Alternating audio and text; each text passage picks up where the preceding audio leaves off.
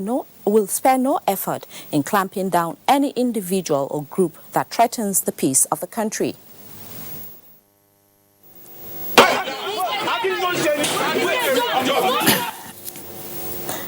Meanwhile, the police have advised law-abiding Nigerians to go about their legitimate businesses as the police will continue to protect them. Despite the planned revolution now marched by the Global Coalition for Security and Democracy, Nigerians went about their lawful duties.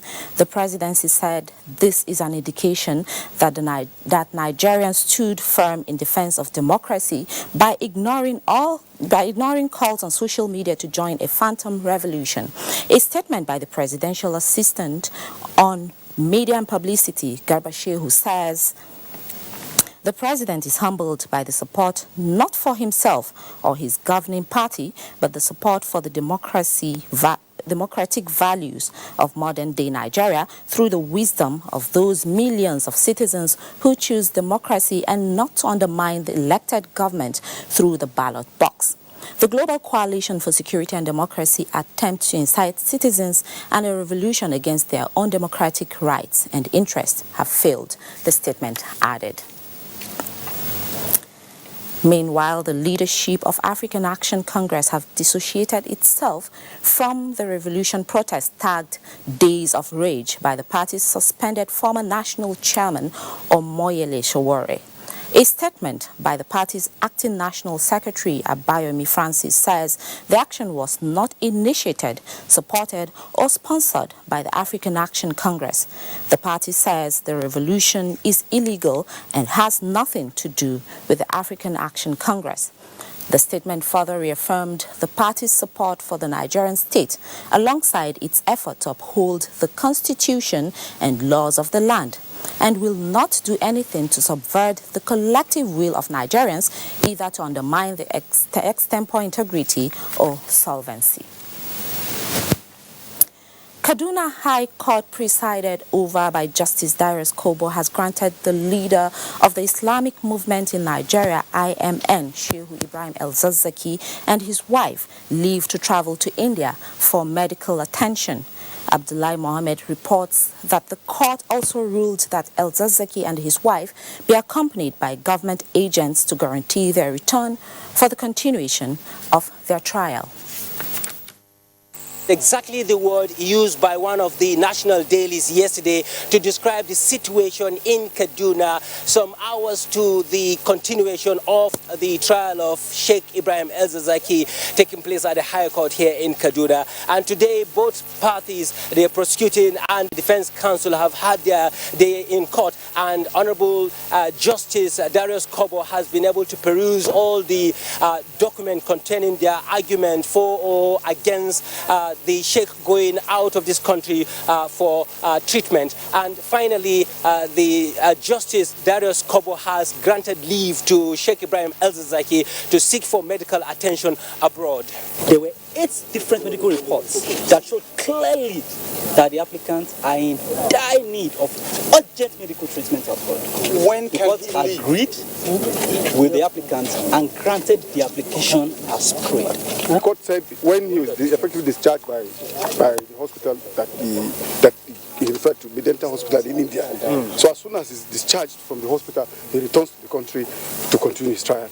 And with this judgment, it means that Sheikh Ibrahim El-Zakzaky will now prepare himself to go abroad for medical attention. And then once he is discharged from that hospital, he will be back again to the court where he will continue to face the substantive charges against him, which basically will come any moment from now, because the actual trial has been suspended indefinitely. I will definitely keep you posted when that happens. In Kaduna, my name is Abdullahi Mohammed, NT News. In a related development, the Department of State Services, DSS, has received order granting Ibrahim El-Zakzaky leave to travel to India for medical treatment. Consequently, the service is liaising with relevant stakeholders to ensure compliance. A statement signed by the spokesman of the service, Peter Afunanya, indicates that this compliance is in conformity with the DSS avowed commitment to the rule of law inherent in a democracy. Nigeria Security and Civil Defense Corps has commenced forensic psychological profiling of its officers and men in Lagos State Command. Lynn Leneke reports that personnel of the command turned out en masse to take advantage of the exercise.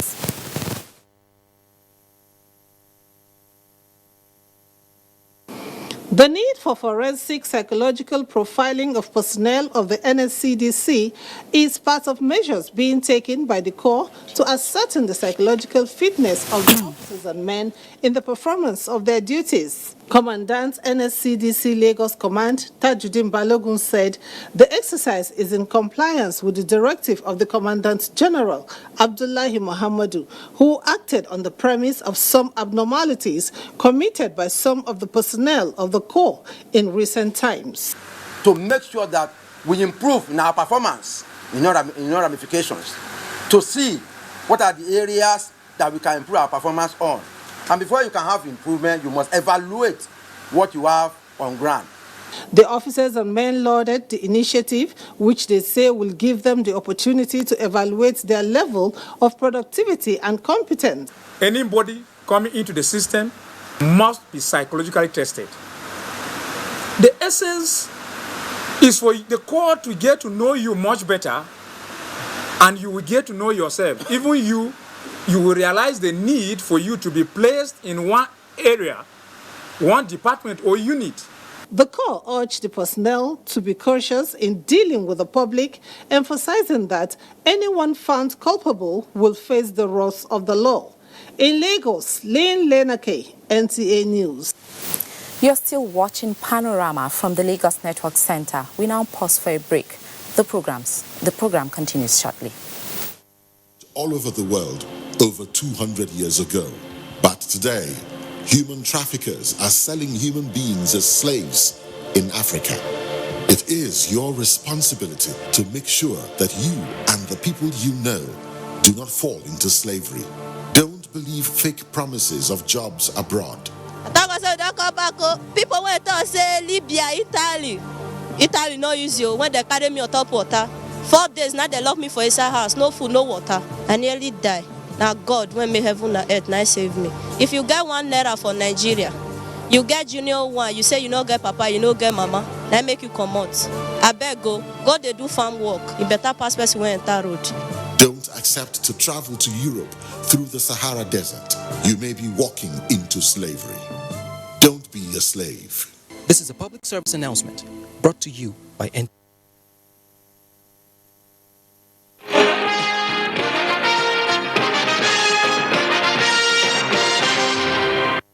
Thanks for being there. Now, the incessant collapse of buildings in Nigeria is a major concern not only to the government but also to the professionals who are claiming that the incursion of cracks into the profession is responsible for the high rate of collapse in the nation. Abolore Ogbara in this report examines some of the major causes of building collapse and the way forward. People are still there because the residents are much. In the last 4 years, Nigeria has recorded more than 60 cases of building collapse. The recent increase is identified with structural deficiency, faulty construction, foundation failure, fire problem, among other challenges surrounding building construction. Now that the government is tasking structural engineers and other experts connected with building construction, Lagos residents are of the opinion that commitment from all key players is necessary in addressing incessant building collapse across the country. People are now trying to cut corners. Engineers, developers, landlords and landladies. Because of the state of the economy, everyone is trying to make something out of nothing, and then they now compromise standards. For instance, you approve a building for 5 stories. We should be there to know that 5 stories is what has been approved. If anybody goes beyond that, you will know that this person, the foundation, cannot carry this building. So since the foundation cannot carry the building, it will collapse. I think that the dredging they are doing around Lagos caused most of the problem happening.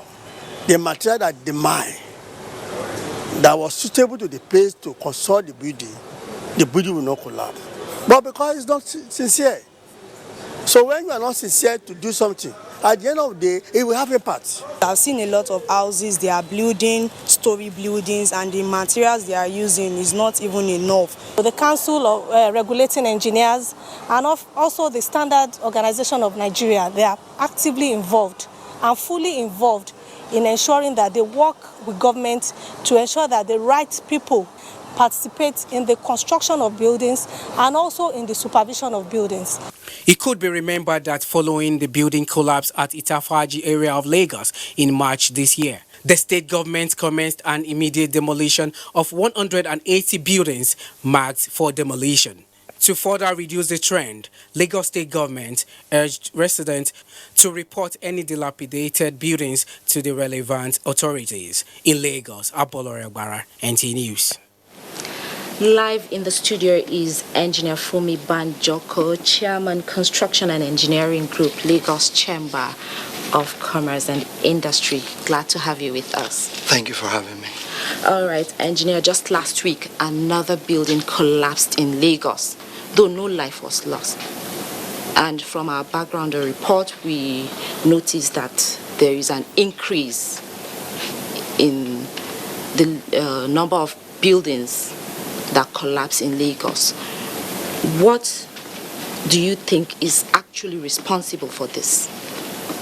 Well, the increase, first thing to me, the things are happening now.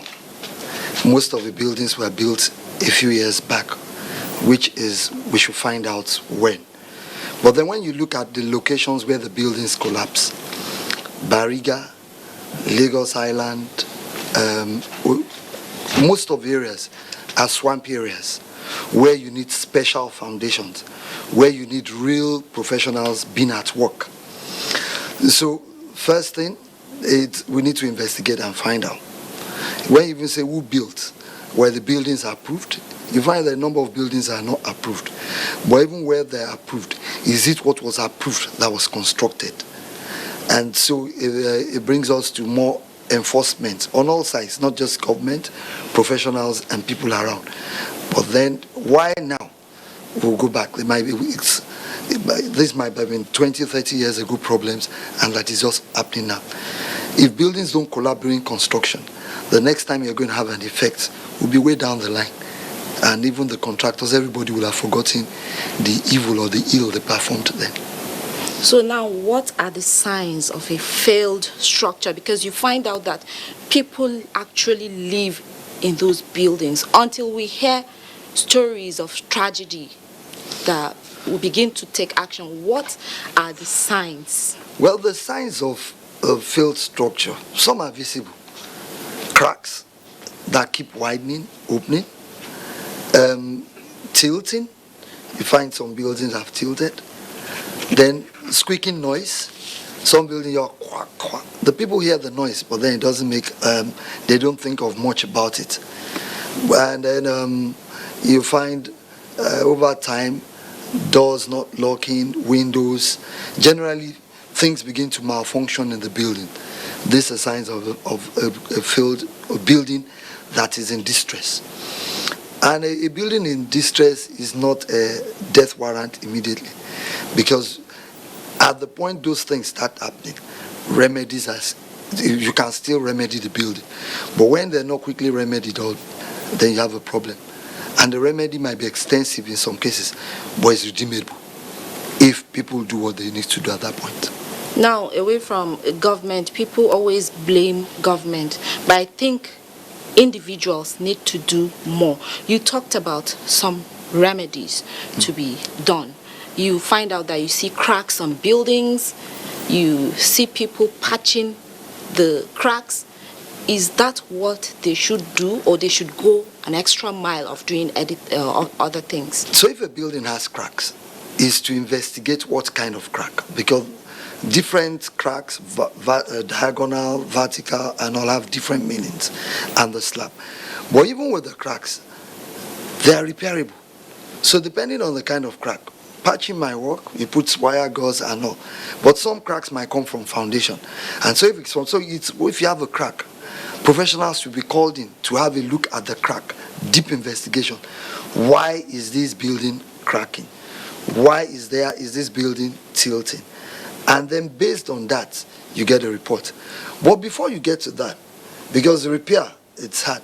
Even from the beginning, who has designed your house? Is the house designed at all? Who designed it? But what happens in a number of buildings, Mr. A sees a building, number one, he says, now so then build the first house, and just replicate exactly what he has seen. Whereas, even within a small mass, you can have different foundations, different things happening in the same area. So, do you have a soil test? If there is no soil, especially in those areas, the swamps and the unstable area. So a building on its own, building 1 should be different from building 2. I want only 2 people to live in my house. In this house, there will be 30 people living in a room. It's not the same thing. A lot of those areas also, when you look at where the buildings collapse, you find that is area where you have masses. So most likely, a building has been developed for residential, assuming 2 people in a room, 3 people in a room, and suddenly they've been converted, you have 10 people in a room, and it's constant weight, then you're going to have problems. Definitely affect the building, because that wasn't the initial design concept. So the use of a building is key. And if I think about the areas where buildings have collapsed, the one in Itafaji was converted to a school, number of masses. Oshodi, Bariga, the areas where you have lots of people staying in. And I dare say, most likely the building hasn't been properly used. Now to a very crucial question. Yeah. Is it possible to totally eradicate building collapse in Nigeria? It is possible. But I also say buildings collapse all over the world, in the best of the countries, from the US to China to Europe. But can you eradicate? Yes, you can. At least take it closer to 0. So how can we achieve that? So how can we achieve that? From the beginning, you want to build a house. Call the architect to design. Use professionals. Call the structural engineer to do a proper design. Do a proper costing. When you cost the building and you see that my money can't get me to 2 floors or this, remodel it to what suits you, what you can afford.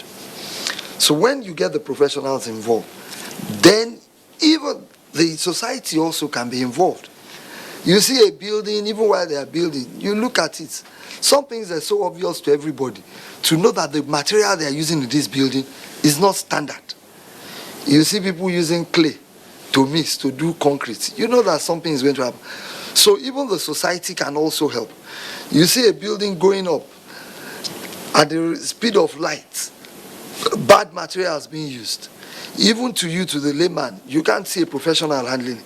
You see your neighbor that you know is a carpenter, or he doesn't even have any profession, and he says, I'm the one in charge of that building. He's going on 3 floors and all. You know it's disaster waiting to happen. And then government, but it's not government alone, because you have to report to them. Because people, a number of times, even people submit documents. They can only see what they see. So they approve documents that are supposed to be right. But if you give me a document, that's what I'm doing. And that brings all of us to enforcing. The societies, the individual professional bodies might be doing more, might have to do more. But then, is it our law? Is it our society? So if I design a building, the way the society is still organized today, I don't have to supervise. I sign up, I don't. But then if we start enforcing such things, if you design a building, you must supervise the building. It might take up the cost of construction a little bit, but most likely no, because a number of times the quacks people pay more than they pay professional. But then you're sure of the eventual outcome. Okay, you just talked about substandard products in buildings. Yes. What is the role of maybe, let's say, SON, Society of Engineering, in curtailing this? Well, I know SON, ideally, but then it's how do you advertise. There are standards for, so let's say buildings, mainly you have sand, cement and steel. Most of the cement countries or companies have ISO, they are approved, they have standards, so you say not the part of cement. Most of the steel factories also have standards. Now the Nigerian standards even for designs, so that also has gone. Now, the third part comes to the users. Out of all these companies, am I sure I'm buying from the right person and the ones that are standard, which they keep doing? What's the role of the engineering society? They have monitoring group, but how far can you go? So even if the professional bodies goes and sees a defect, they have to report to government, and government has to handle. Okay, does the government have enough staff to monitor all the projects? Finally, you are talking about government. Where does government comes in here? Well, government mainly for now is in monitoring and supervision. But I also think the rate of construction and all, the government, my opinion, might not be able to handle all the construction works going all around the country. Maybe the government has to collaborate with the Society of Engineers, Nigerian Institute of Architects, all the professional bodies, in a way that they can help in monitoring and do approvals. So that way, we're going to have a major reduction in collapse. Thank you, Engineer Banjoko, for coming on the program. Thank you once again for having me. Moving on now.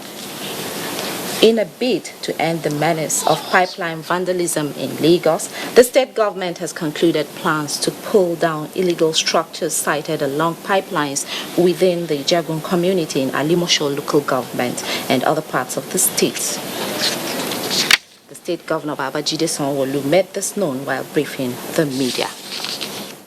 The governor noted that security reports showed that the structures have continued to aid vandals in the destruction of the Nigerian National Petroleum Corporation's pipeline within the state. He added that other strategies will be coming up, as well as partnership with other states in the southwest, especially to secure the waterways.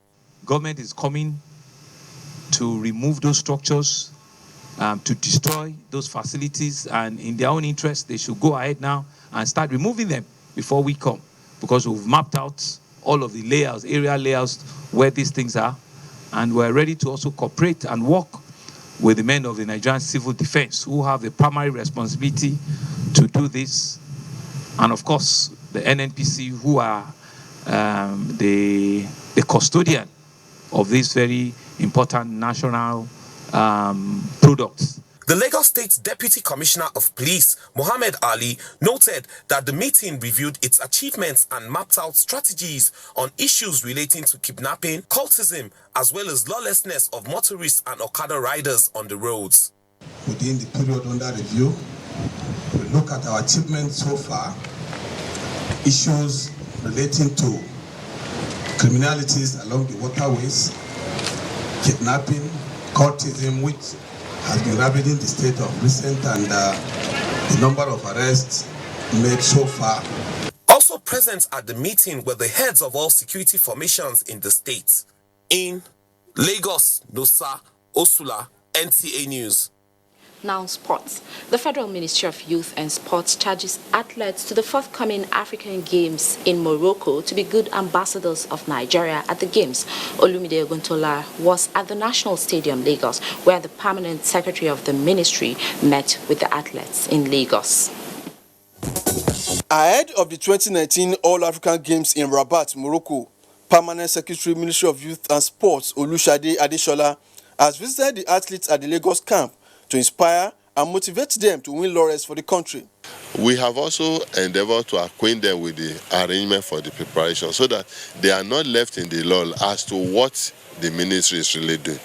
The Nigerian women basketball team, the Tigress, are set to depart the country on Wednesday for Senegal to defend the Afro-Basket title, which they won in 2017.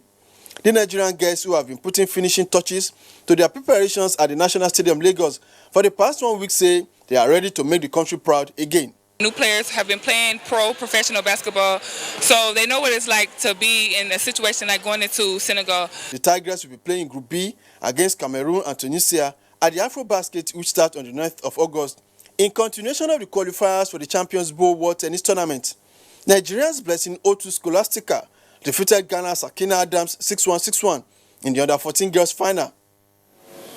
That's it on Panorama. Thanks for watching. Good afternoon.